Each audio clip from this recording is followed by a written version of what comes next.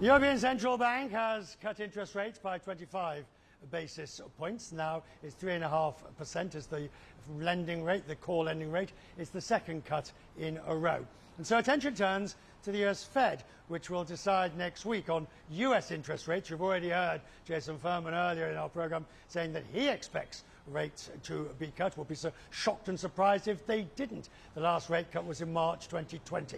Inflation's easing with the growth slowing, and the ECB, Christine Lagarde, is worried.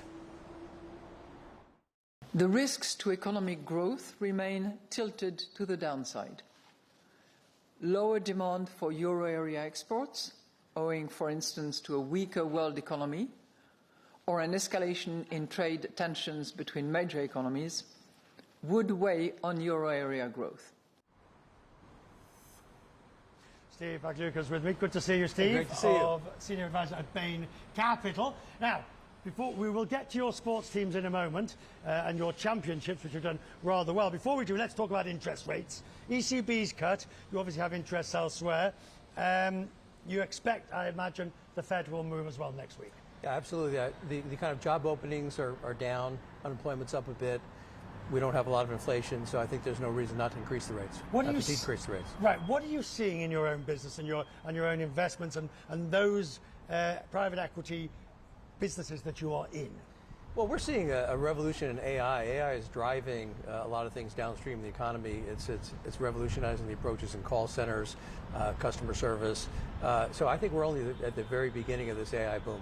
When we compare that to what we've heard, for example, of this idea of NVIDIA not doing as well and companies are cutting back on some of their spending, they don't think it's going as fast. Is that just a blip? Is that just us being too optimistic to start with? I think it's just a blip.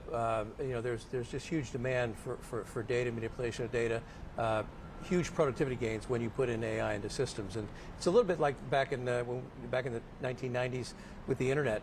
We had some ups and downs, but it was basically straight up for a long period of time. We're just at the beginning of that in AI. So does that mean you have to be careful and cautious in where you're putting? I mean, you're always careful and cautious where you're putting it. But, the idea of a gold rush, that anything that rises, throw your money in. Yeah, you have to be very selective. I think we learned at Bain Capital, we really try to analyze the businesses specifically on their own, what value they can add, and unless we see that, we don't invest. What areas are you looking at the moment? Well, personally, I'm heavily invested in biotech. You can see the Boston area here, there's biotech buildings. Last time you came here, I don't think they were even here, many of these buildings. So where are we? I mean, what have we got all here? This is a seaport. In the last 10 years, they built something like 8 million square feet. This used to be parking lots. Now we have a convention center and 8 million square feet of buildings that we're surrounded by. And you can see another one going up there. Companies like Vertex, huge biotech company is here, a huge market cap biotech company. Many are moving down here. Is that because there's an ecosystem now?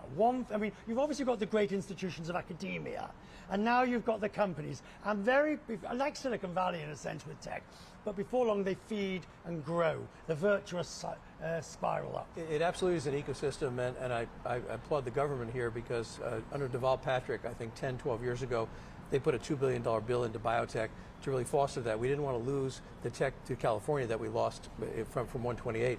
So we really have a great biotech ecosystem here. What about this election?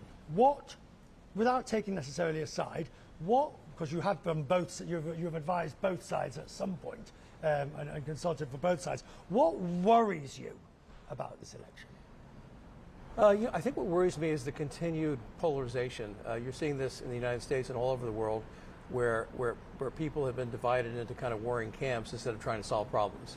So I'm hoping this election will hopefully bring us back to the middle.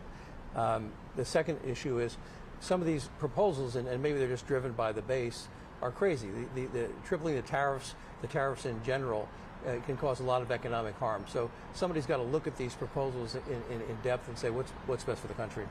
Sports. Now your teams, the NBA champions were the Boston Celtics, of which you're very proud, and at Atlanta, UEFA Europa League, you must be very proud there as well, even though you then lost some of your best players. That's life. It's the price of That's the price of success.